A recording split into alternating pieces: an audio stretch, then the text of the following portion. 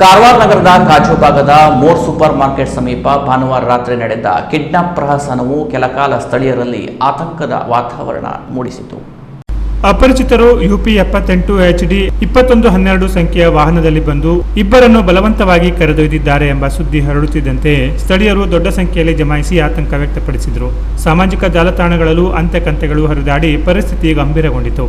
ಘಟನೆಯ ಮಾಹಿತಿ ತಿಳಿದು ಸ್ಥಳಕ್ಕೆ ಆಗಮಿಸಿದ ಸ್ಥಳೀಯ ಪೊಲೀಸರು ಪ್ರಾಥಮಿಕ ತನಿಖೆ ನಡೆಸಿ ತಕ್ಷಣವೇ ಚೆಕ್ ಪೋಸ್ಟ್ಗಳಿಗೆ ಮಾಹಿತಿ ರವಾನಿಸಿ ಬಂದೋಬಸ್ತ್ ಕೈಗೊಂಡರು.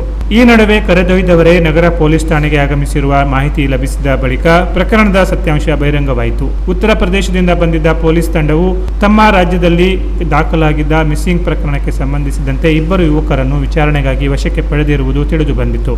ಆ ಯುವಕರು ಸಮೀಪದ ಪೇಯಿಂಗ್ ಗೆಸ್ಟ್ ವಸತಿ ಗೃಹದಲ್ಲಿ ತಂಗಿರುವ ಮಾಹಿತಿ ಪಡೆದಿದ್ದ ತಂಡ ಸ್ಥಳಕ್ಕೆ ಬಂದು ಅವರನ್ನು ಕರೆದೊಯ್ದಿತ್ತು.